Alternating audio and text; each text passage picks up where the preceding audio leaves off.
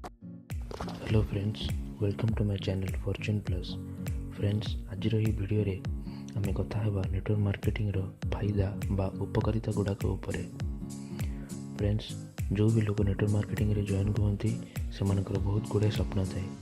से किसी बड़ अचिव करने को नेटवर्क मार्केटिंग रे जॉइन करते, बट मास 2 मास जाए धीरे धीरे जिते तार स्वप्न पूरा न हुए से नेटवर्क मार्केटिंग छाड़ी दी था। गोटे रिपोर्ट अनुसार नेटवर्क मार्केटिंग रे जॉइन करवा 80% माने 80% लोक नेटवर्क मार्केटिंग छाड़ी दियंती। यार कारण हूँ से नेटवर्क मार्केटिंग रु हेबा फायदा गुड़ाक विषय जना न थाए।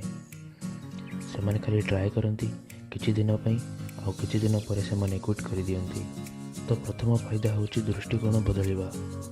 फ्रेंड्स, नेटवर्क मार्केटिंग को आसवा पूर्व लोक जो दृष्टिकोण थाए सेटे नेटवर्क मार्केटिंग को करने पर चेंज हो जाए। ता पूर्व समस्ते भावती जे दुनिया रे कहीं क्या हेल्प करते ना, आग को बढ़ापी बड़ लोक हवा दरकार, आग को बढ़ापी बेसी पैसा थी दरकार, आग को बढ़ापी बेसी एजुकेटेड बा शिक्षित होगा दरकार। किंतु नेटवर्क मार्केटिंग रे जॉइन करने आखपाखे एमती किसी लोक था जो मैंने परस्पर सहायता करते हेल्प करते, जो मैंने ना बेसी धनी था ना बेसी एजुकेटेड बा शिक्षित होती और से भी धीरे धीरे आग को बढ़ी सक्सेस होती परिवेश पाइबे। से लोक दृष्टिकोण बदली जाए। से यह भावे जे जिते बड़े कि अन्य लोक सबू स्तर बा सबू कैटेगोरी लोक सक्सेस हो पार्टी हेले मु भी सक्सेस हो पारि।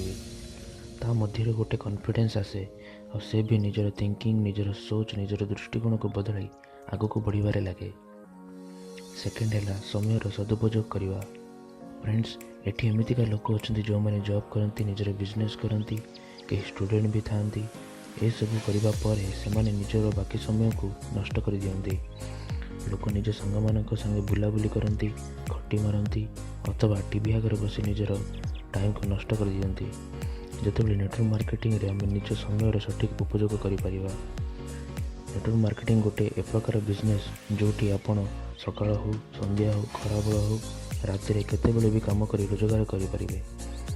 जोटी भी चाहिए आप काम कर निजर बिजनेस को आगू बढ़ी पारे भली भाव आप निजर टाइम सदुपयोग करें। थर्ड हूँ स्वाधीन रूपे रोजगार करवा। आज आम अधिकांश लोक कहार अंडर रे गुलामी कर चाकरी कर आमर बस बा उपर लोकंर स्वप्न को पूरा करने काम कर जिनस निजर दरकार जिनस को छाड़देले निजर स्वप्न केवे भी पूरा हो पार न था। जितेबाला नेटवर्क मार्केटिंग गोटे एमतीका बिजनेस जोटी जिते आम काम करवा तार सब प्रॉफिट आम निजक मिल थाए। नेटवर्क मार्केटिंग गोटे एभली बिजनेस जोटी आम जिते मंजी बुणवा सेते फल पाइबा।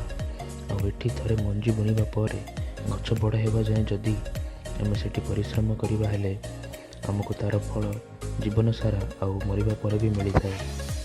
अधिकांश लोक जो मैंने जॉब करते निज बिजनेस करने को चाही था, किंतु बिजनेस रे एक्सपीरियंस आउ पैसार अभाव लगी बिजनेस करें ना। जितेबाला नेटवर्क मार्केटिंग रे रोजगार करने ना आपको एक्सपीरियंस दरकार ना पैसा दरकार। आपणकर निजर बिजनेस होता है जोटी आप जिते बड़े चाहिए से आग को बढ़ी पारे और निजर सब स्वप्न पूरा करें।